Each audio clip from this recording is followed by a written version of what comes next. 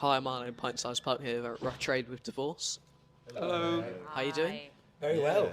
Feeling good. Feeling fresh. Feeling excited about our album release. Came out on Friday. Very exciting. Yeah. Right. So I haven't seen you since Truck last year, and things have been going well. You've been very busy. Doing Radio 2 and stuff like that. Yeah, it's kind of not really stopped since then. We did a lot of touring all throughout last year, and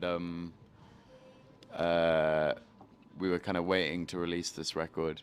We started releasing singles from it towards the end of last year, and now we're back in the zone, back in the van, touring again, and it feels really great because we get to play all the new songs that are on the album, and we love them. It's exciting. Right. So I turned 15 last week. Hey, what congrats. music were you into when you were 15? It was probably around the time I was like buying. I think I was either 14 or 15 when I bought my first record, which is "By the Way" by Red Hot Chili Peppers. So that's what I was listening to, and I was obsessed with Foo Fighters. I think by the time I was like 16, I'd seen them like 7 times. Nice. I was very obsessed with Arctic Monkeys. Very, like, embarrassingly so. But, you know, you've got to kind of have stages of, as a teenager, kind of being unhealthily obsessed with music if you want to end up being a musician. I think most people I know that are into music now or do it, you know, as a job had some pretty crazy obsessions as teenagers. I think the Velvet Underground as well. I was super obsessed with that. I was also in my Arctic Monkeys era. I think when Humbug came out, I was 14 and I hated it. I was like, it's not as rocky as the old stuff. And then a year later, I got back into it because I was starting to not care too much about rock anymore. So I got into Humbug, I got into Radiohead, and I got into Jeff Buckley that year. Good year for me. Yeah, I was big into Jeff Buckley at 15 too. I had a big Jeff Buckley phase. I think there was a lot of Simon and Garfunkel, and there was a lot of Laura Marling as well. That's supremely cooler. Yeah, very Well, there was, cool. I think, up until about 15, I really wasn't listening to like music that felt like I was building my own music taste. I was just kind of listening to music. Whatever was on. Yeah, so it was like that and a load of like musicals as well. Yeah. Right. If you had to drop one song from the album, which one would get the cut? Whoa. You didn't have to go there. Whoa. Whoa. Okay.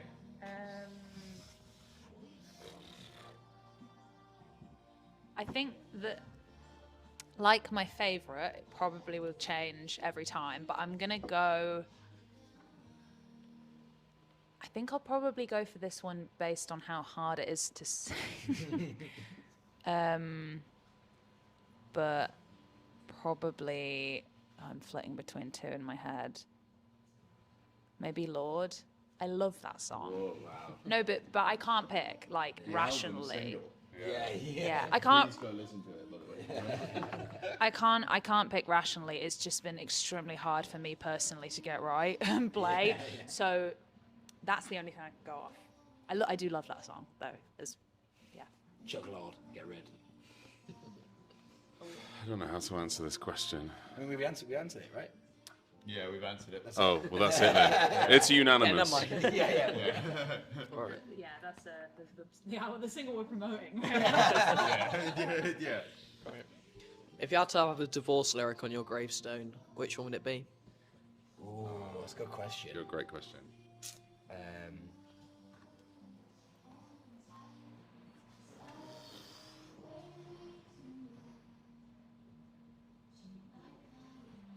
I don't know. This doesn't make any sense for a gravestone, but it's one of my favorite lyrics from the album.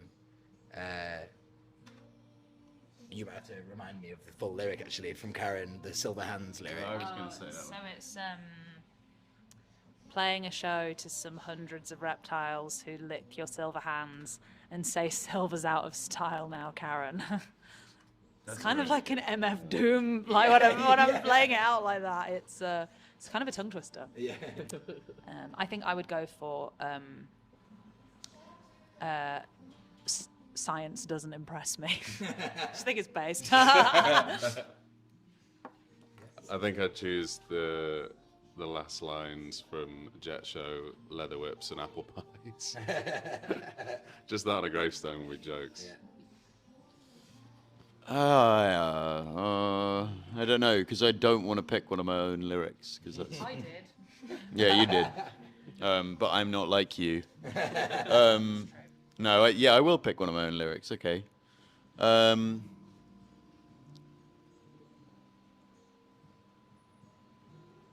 I think I'll pick Above the Scene, Nothing Really Mattered. From Mercy, the last track on the record. Yeah. What was the first song to come together? All My Freaks. Yeah. That one was like super easy to. It came through really quick. I feel like I can't even remember what the demo sounds like, but Sounds pretty much exactly like the track does now. no, but before we demoed it, like Oh, right. the original sort of like voice note. Can't even remember what it sounds like. Was it Omnichord? Is that again?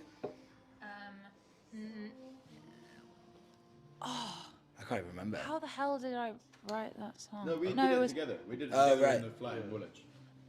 But the first original demo of it, I did on my keyboard, I think. Oh yeah, 'cause you had the like did it. You had the guitar line. Yeah. Yeah, I sort of had written it, and Didn't you again, have the this bass happens all the time. No. Because We I remember did in- trying to get away from Walk on the Wild Side. Yeah, we did in that recording. We did in that recording, but in the very, very original one, it was just on keys, Yeah. and it had a chorus, which we ditched. Yeah. As a lot of the songs that I bring to the table, Felix is like, ditch the chorus. Let's just do those verses, they're good. Yeah, it And came clearly- together on like a summer's day in Wetherby in like an hour and a half. I feel like we were like, cool, next song, move on. It was good. So, for anyone who doesn't know, Kasper is a guitarist in an amazing band called Do Nothing.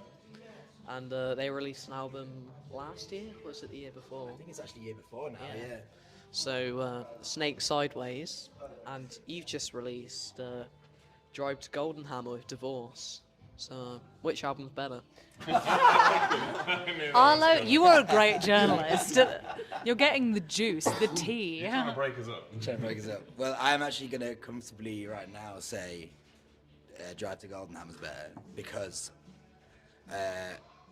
Do Nothing album 2 is in the works and it sounds lots better than Snake Sideways, maybe even better than Drive to Goldenhammer. I'm going to say it right now. Mic drop. In your opinion. Right, I was waiting. I thought everyone else was go going to be on, guys. really nice. Like, no, we love Do Nothing.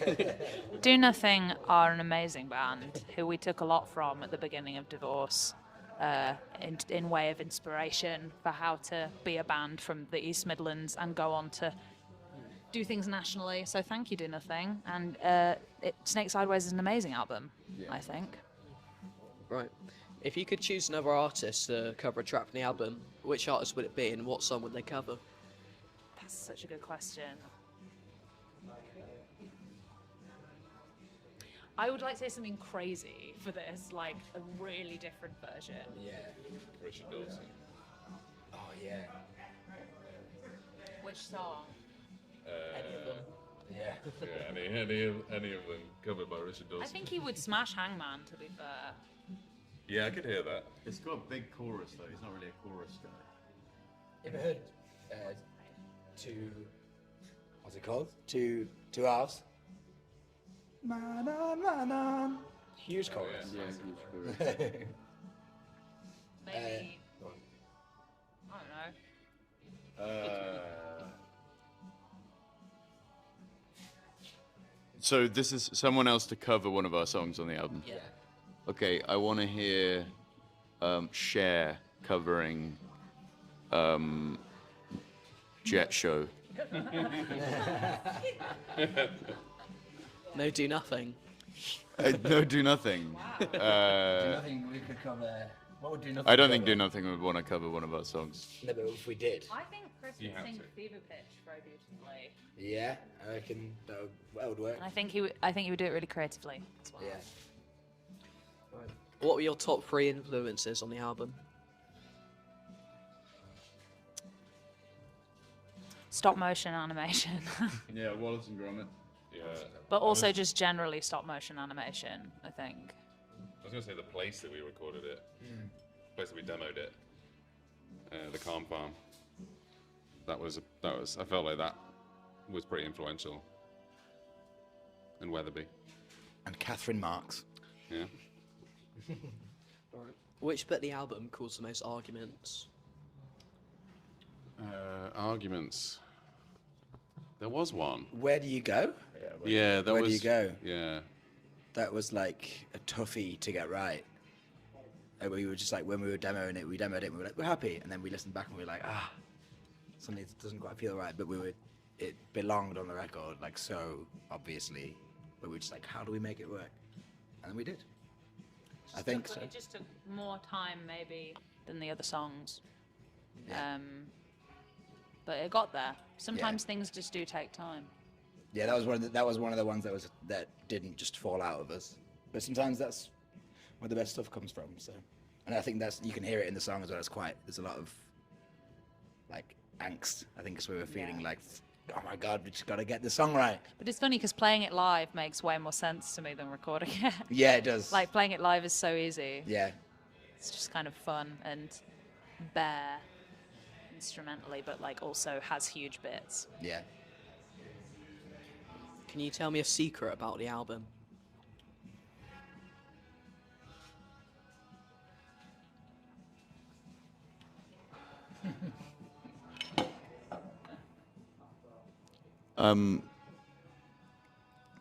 All of the songs were stolen from a. No, don't say that one. Yeah, no, it's a different secret. Oh, okay. But the treasure chest, I can't mention that. We've done it now. So. Yeah, we said it. I think we Well, there was a golden treasure chest, and we found all the songs in there. And there was a guy who came out of the box, and he said, "Don't play these songs. They belong to an old pirate who had a very sad life." And well, we said, "Hey, we want the money. We're in it for the money, so we're going to use them." Yeah. we made our money. Yeah. Oh boy, did we make big? Oh, we have made money.